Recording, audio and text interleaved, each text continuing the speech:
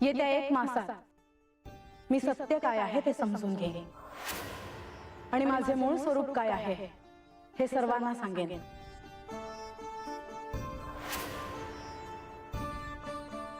पण जोपर्यंत मला सत्य कळत नाही तोपर्यंत तुम्ही माझ्या कक्षात यायचं नाही।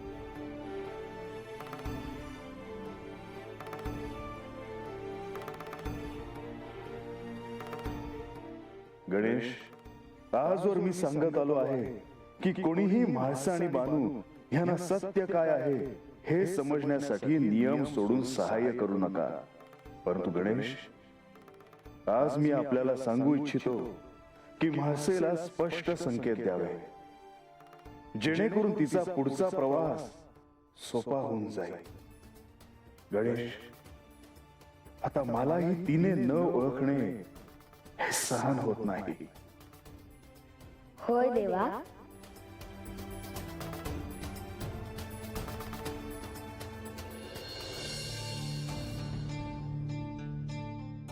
ए गणोबा राघोबा, अरे सकाळची सगळी कामं झालेत ना? रात्याला आलोय आम्ही, आता घरला चाललोय। आणि राघोबा तुझं काय र? भाईजी मी अभी घरला चाललोया, काही काम नाहीत ना? नाही काम होतं, पण आता तुम्ही घरला चाललाय म्हणल्यावर कसं सांगणार? मग निघू आम्ही। चल। ए गणोबा, अरे पायऱ्यावरनं जाणार आहेस ना? मग देवासनी भेटून जा की। काही सांगावं आहे का? अरे बाबा सांगावा काय नाही, पर देवासनी काय नग काय हवं विचारायला नग का? बरं तर एक विचारू का? हे अरे बाबा आता मी गडबडीत आहे, बरं विचार लवकर। देवी म्हणल्या होत्या की त्या एका मासात काय सत्य आहे ते हुडकून काढणार आहेत म्हण। अव पर त्या तर म्हाळसा देवी आहेत ना? अरे बाबा पार गेल्या जन्मी कोण होत्या ते समजणार आहे त्यासनी। असं समजतं होय? कसं काय? जा जाऊन विचार की देवीसनी। नाही नाही, काहीतरी काय? अरे घरला बायको वाट बघत असेल ना तुझी, निघणार आहेस का नाही? निघालच पाहिजे, नाही तर बायको विचारायची कुठं होतास म्हणून। राघोबा तुझं एक बरं आहे बाबा, तू लगीन नाही केलंस हे लय चांगलं केलंस बघ, काय गणोबा? अहो रात्री तुम्हाला सांगायचंच राहिलं, श्री खंडेराय बानूकडे गेले आहेत। हो, मला याची कल्पना होतीच। रात्री म्हाळसा एकट्याच उभ्या होत्या, त्यांच्याशी बोलले आणि त्यांना त्यांच्या कक्षात परत पाठवलं। आता हे सारं काही फार काय नाही चालायचं, काहीच दिवस। पण त्यासाठी त्यांनी स्वतःला साधनेत झोकून द्यायला हवं। मी तर असा विचार करत आहे की श्री म्हाळसा देवींनी जेजुरी गड सोडून 1 मास एकांतात जावं, त्याचा त्यांना लाभच होईल। खरंच चांगली कल्पना आहे। मला असं वाटतं आपण त्यांच्याशी बोलायला हवं। बघा हा, नाहीतर तुम्हाला असं वाटायचं की मी हस्तक्षेप करतो आहे म्हणून। हस्तक्षेप असला तरीही त्यांनी शुभ घडणार असेल तर मला चालेल। एकदा म्हाळसांना सत्य कळलं की आपण देखील प्रस्थान करूया। क्षीरसागर वाट पाहतो आहे। मलाही क्षीरसागराची ओढ आहेच। मग आपण फार विलंब न करता म्हाळसा देवींशी याविषयी बोलूया। चालेल, आजच बोलूयात। परंतु हा प्रस्ताव त्यांनी स्वीकारायला हवा। हो, त्या जर इथेच राहिल्या तर त्या ह्याच प्रश्नांमध्ये अडकून राहतील। दुसरा पर्याय काय आहे त्याचाही विचार करायला हवा। मला वाटतं आख्यान आहेच। अगदी योग्य बोलला, आख्यान हा पर्याय आहेच। आपण दोन्ही पर्याय त्यांच्या समोर ठेवू, त्यांना जो रुचेल तो पर्याय त्या निवडतील। हो, ह्यात काही कारस्थान आहे असं त्यांना वाटायला कारण नको। परंतु त्याआधी गडावर सगळं कुशल आहे की नाही हे पाहून येतो।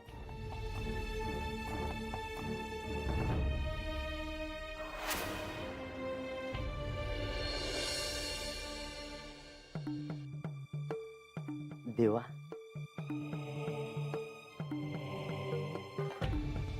राघोबा, भाईजी उत्सव होता ना, तेव्हा रातच्याला गडावर थांबलो होतो। आता घरी निघालो आहे जी। तुम्ही सकाळच्याला गडावर आला नाहीत म्हणून तुम्हाला भेटायला आलो। बरं झालं राघोबा, गडावर सर्व कुशल आहे ना? वय जी तुम्हाला काय हो असेल तर आणून देऊ का जी? नाही, मला काही नको. उत्सवात तुम्ही खूप काम केलं, आता तुम्ही विश्रांती घ्या. राघोबा, या आता तुम्ही.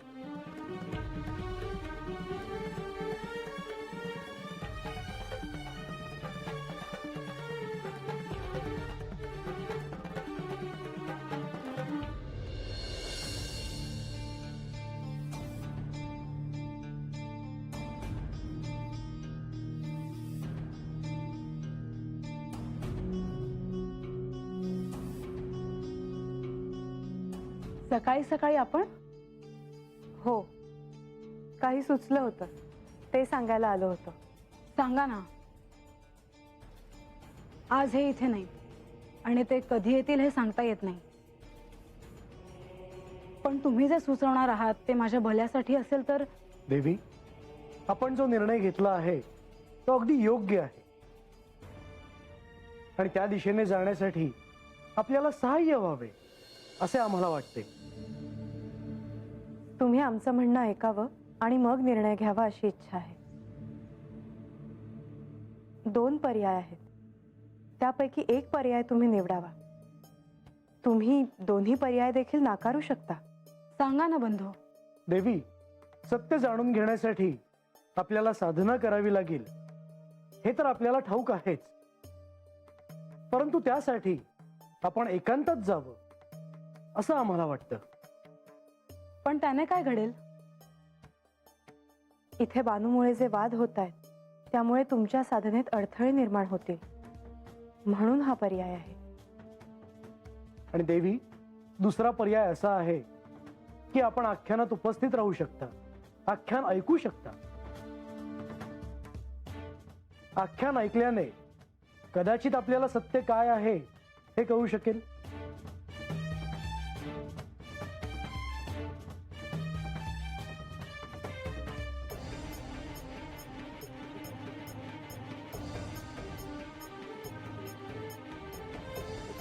निर्णय घेण्याआधी मला विचार करायला हवा.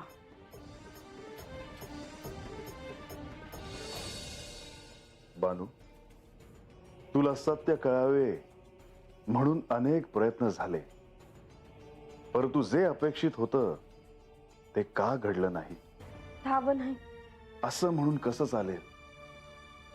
त्याचे कारण शोधायला नको का? पर देवा, मला जे कळायचं होतं, समजून घ्यायचं होतं ते समजा तर मी करतेच आहे ना. नाही बानू, तेवढं पुरेसं नाही. म्हाळसेने जसा दृढ निश्चय केलाय तसा तू का नाही केलास? अहो, मी मोप वेळा ठरवलं तर त्याचा काय उपयोग झाला नाही. मी तेच म्हणतोय बानू, जर तूही दृढ निश्चय केला असतास तर उत्तम झाले असते. आधी छोटा संकल्प हातून घडणं आणि त्यामागून मोठा संकल्प घडण्यासाठी वाटचाल सुरू करावी हे अपेक्षित होतं, परंतु तसं मात्र घडलं नाही. ह्याकडे ध्यान देण्याच्या ऐवजी म्हाळसा माझ्यासह कैलासात येणार म्हणून तू दुःखी आहेस.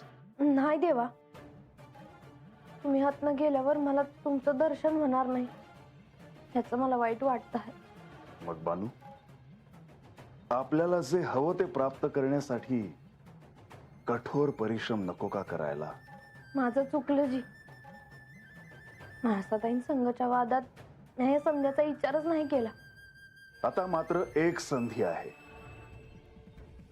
हे असं पुन्हा पुन्हा घडणार नाही. तुम्हा दोघींनाही समान संधी होती. आणि बानू, मला प्राप्त करणं एवढा सोपं नाही. मग मी काय करू जी?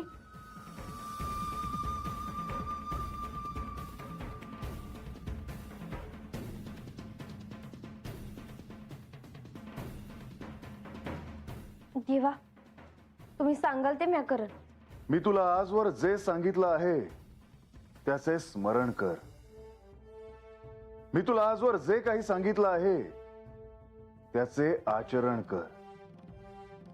आता तर सर्व काही सांगून झाले आहे, परंतु जर ध्यान नसेल तर सत्य कसे कळेल? तर एक हाय देवा, आळसाताई लई मोठ्या भक्त आहे ती. त्यांच्या मुरम्या लहान आहे,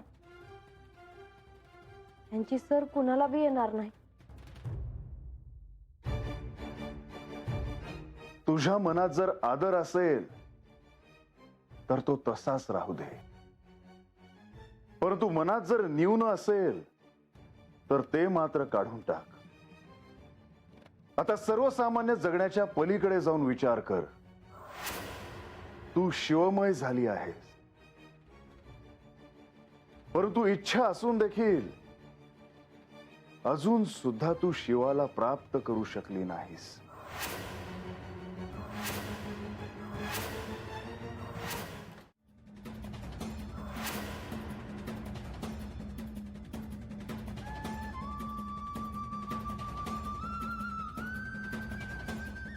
गणेश, कुठे होतास तू? गडावरच. ये, असा पुढे ये. तू अशी एकटी का बसली आहेस? हे तिच्याकडे गेले आहेत आणि तुलाही मातेची आठवण येत नाही, मग मी काय करणार? मला तुझी आठवण येणार नाही असं कसं होईल? तुला एकांत मिळावा त्यासाठी मी तुला भेटलो नाही. गणेश, आज मला तू ध्यानाच्या वाटेवर घेऊन जाशील? मला ठाऊक आहे की तू कोणी सामान्य बालक नाहीस. हे नियमांच्या विरुद्ध होईल, पण तुझं स्मरण व्हावे ह्यासाठी मी सहाय्य करीन असं म्हणालो होतो. मग विलंब नको. डोळे मीट.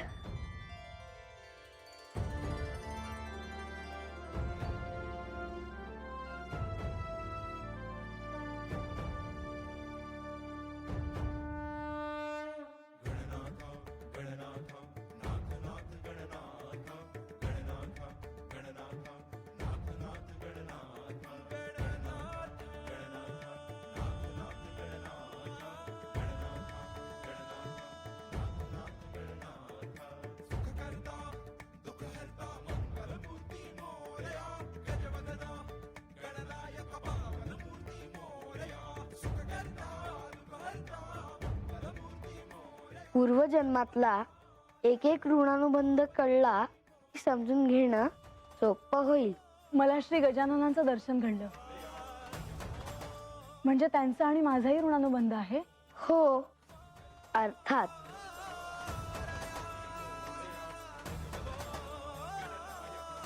ह्या क्षणी मी तुला अजून काही विचारणार नाही. तू मला जो अनुभव दिलास तो दिव्य होता. मला आणखीन काय हवं? किती सुंदर रूप आहे श्री गजाननाचं. ते गजमुख, तो तांबूस रंग, खूप सुंदर. शब्दच नाही माझ्याकडे. एक वेळ अशी येईल जर प्रत्यक्ष श्री गजानन तुझ्या समोर येऊन नतमस्तक होईल.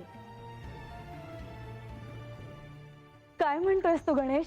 हो, पण त्यासाठी तुला एकाग्र व्हावं लागेल. आता पण केला आहेस तर तू दुसरा कोणताही विचार करू नयेस. हो, बंधू आणि लक्ष्मीदेवी देखील आले होते. त्यांनी मला असं सांगितलं की मी एकांतात राहायला हवे किंवा आख्यान श्रवण करायला हवे. मी एक सुचावू? सांग ना. तू दोन्हीही कर.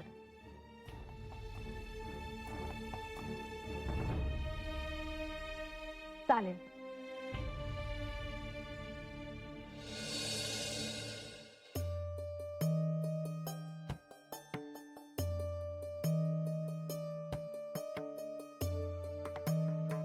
श्री गणेश, मला गडावर काहीतरी अद्भुत घडल्याचं जाणवलं. हो, तसेच घडले आहे. श्री गणेश, आपण श्री म्हाळसादेवींना भेटायला गेला होतात का? हो, मी मातेला माझे मूळ रूप दाखवले. म्हणजे तुम्ही श्री गजानन आहात हे त्यांना कळलं का?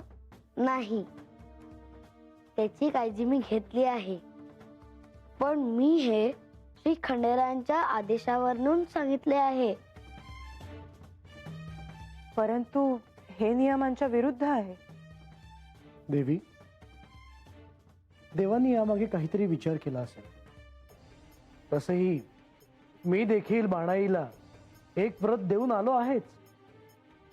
आणि देवही बानूला सहाय्य करतील. ते कोणावरही अन्याय होऊ देणार नाही. परंतु मी श्री खंडेरायांना विचारणार आहे की त्यांनी असं का केलं आणि त्यांनी बानूला सहाय्य केलं का. आपण अवश्य विचारावे. ते खरं तेच सांगतील. प्रधानजी, प्रधानजी, अहो आपलं गडू तर त्यांना पायऱ्या आहेत ना व तर गजाननाचं मंदिर आहे बघा, तिथं लोकांनी प्रकाश दिसला म्हणा.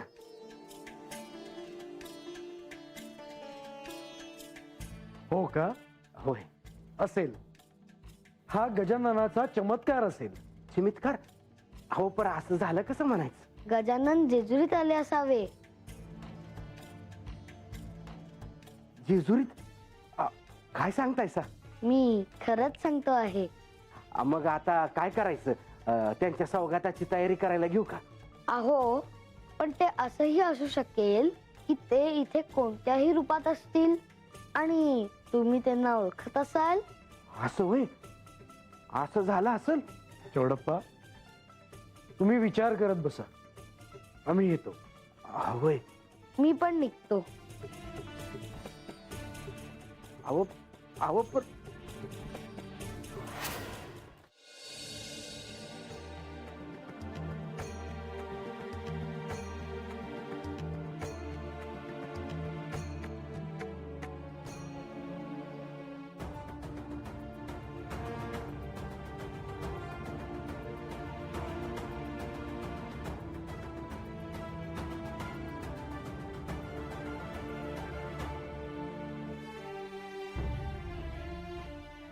किती वेळ झाला तू देवघराच्या बाहेर आली नाहीस?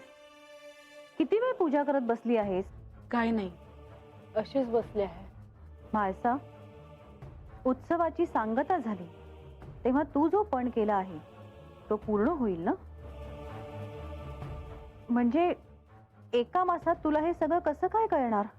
खरं तर या एका मासात कधी काय घडेल काही सांगता येत नाही. पण यावेळी मी माझी परीक्षा पाहायची ठरवलं आहे. तुला जे हवं आहे ते तू साध्य करशीलच, ह्यात मला शंका नाही. पण आजवर जे घडत आलं आहे ते पाहता तुला हे साध्य करता येईल ना? तुला शंका वाटणं साहजिक आहे आई, पण विश्वास ठेव, यावेळी असं काही होणार नाही. पण तू यावेळी कोणाचं सहाय्य घेणार आहेस ना? कोणाचं सहाय्य घेऊ आई? अगं, श्री खंडेराय आहेत, प्रधानजी आहेत, श्री लक्ष्मी देवी आहेत. नाही, मी कोणाचेही सहाय्य घेणार नाही. अगं, पण मग हे सगळं तू एकटी कसं काय साध्य करणार? या सगळ्यात गणेश आहे ना, तो मला सहाय्य करेल असं म्हणाला.